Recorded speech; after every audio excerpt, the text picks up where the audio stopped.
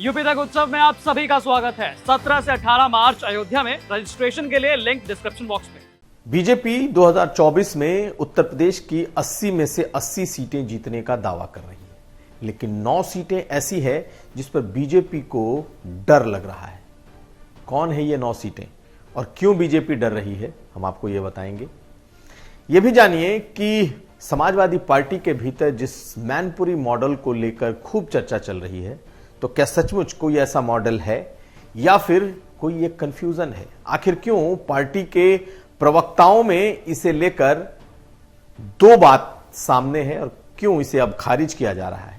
नमस्कार, मैं हूं कुमार अभिषेक, आप देख रहे हैं यूपी तक। हम हाजिर अपने न्यूज शो आज का यूपी लेकर। तो बीजेपी इस बार यह दावा कर रही है कि वो सभी 80 सीटें यूपी में 2024 में जीत लेगी, लेकिन बीजेपी के जो बड़े नेता हैं, जिनके जिम में उत्तर प्रदेश का संगठन है, हम नाम तो नहीं लेंगे, लेकिन ऐसे बड़े नेताओं के भीतर एक आशंका पनप रही है, और वो कि अभी से ही 9 सीटें वो ऐसी मान रहे हैं जिसमें उन्हें जीतना मुश्किल लगता है।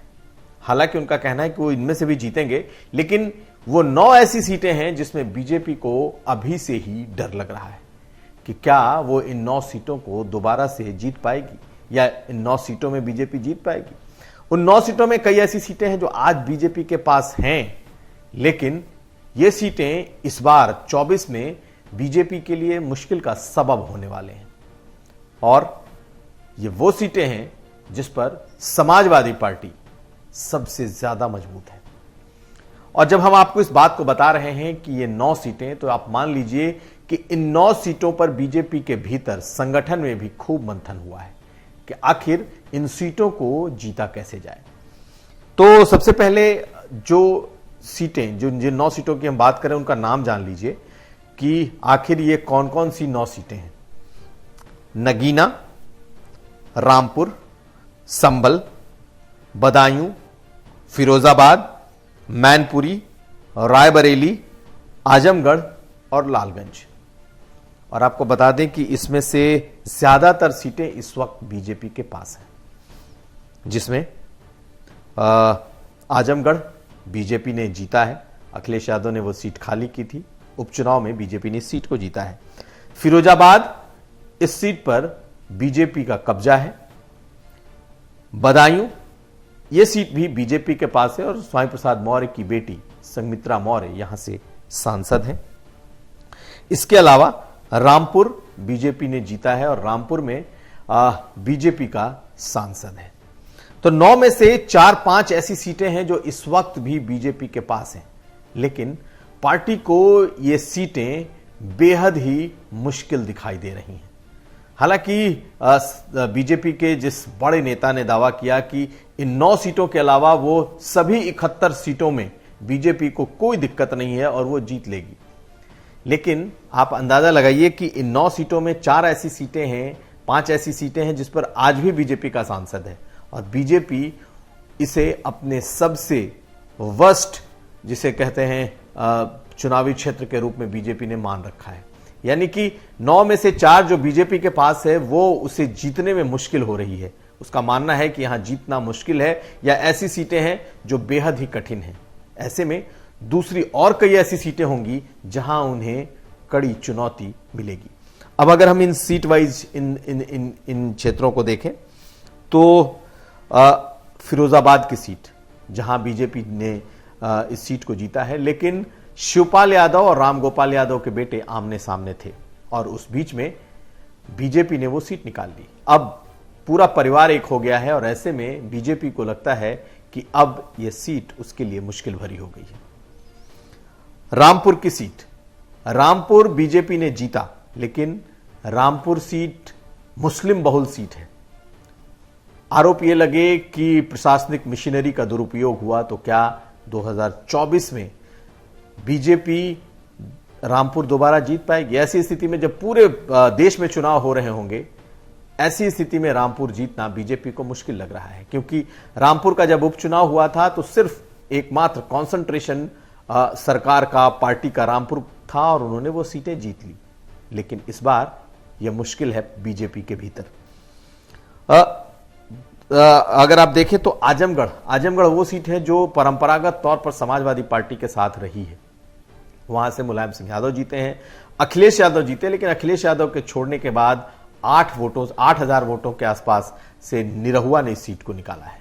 लेकिन यादव और मुसलमान कॉन्सेंट्रेशन वाला इलाका है और गुड्डू जमाली ने बसपा की तरफ से 1.5 लाख वोट काटे थे। इस बार बीजेपी को इस सीट को लेकर डर लग रहा है। और बदायूं ऐसी सीट है जिसे स्वामी प्रसाद मौर्य की बेटी ने इस सीट को जीता है। लेकिन इस बार क्या बदायूं सीट बीजेपी के पास रहेगी? क्या समाजवादी पार्टी के साथ कहीं संघमित्रा मौर्य तो नहीं चली जाएंगी? धर्मेंद्र यादव का दावा इस सीट पर बहुत ही मजबूत है। पिछला चुनाव जब वो हारे उसके बाद से वो लगातार अपनी सीट पर दावेदारी कर रहे हैं।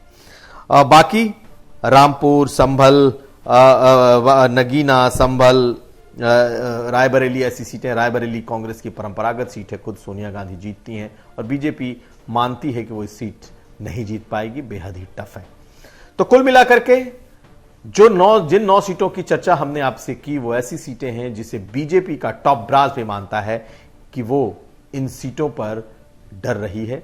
यानी बीजेपी आज के समय में माने तो 71 सीटें वो मानकर चलती है कि जीतेंगे, लेकिन अब देखना यह होगा कि पहले ही 9 सीटों पर डर रही है तो आने वाले 24 में और कितनी सीटें ऐसी होंगी जो उनके लिए डर पैदा करेगा। हम इस पर लगातार चर्चा करते रहेंगे और आपको सीट दर सीट लोकसभा चुनाव के क्या हालात हैं बताते रहेंगे। अब अगली खबर। जिस मैनपुरी मॉडल की चर्चा इन दिनों खूब अखबारों में और मीडिया में हो रही है, आज समाजवादी पार्टी के दूसरे प्रवक्ता ने, जो कि अखिलेश यादव के बेहद करीबी हैं, उन्होंने इस मॉडल को ही खारिज कर दिया। उदयवीर सिंह, जो कि अखिलेश यादव के करीबी माने जाते हैं, संगठन के मामलों में माना जाता है कि उनकी लाइन अखिलेश यादव की लाइन है, आज यूपी तक से बातचीत में उन्होंने साफ साफ इस मॉडल को खारिज कर दिया। उनका कहना है कि ये मैनपुरी मॉडल जैसी कोई चीज एग्जिस्ट नहीं करती। यह जरूर है कि मैनपुरी मॉडल क्यों कहा जा रहा है। मैनपुरी तो परंपरागत सीट रही है, हमेशा मैनपुरी वो सीटें जीतते रहे हैं।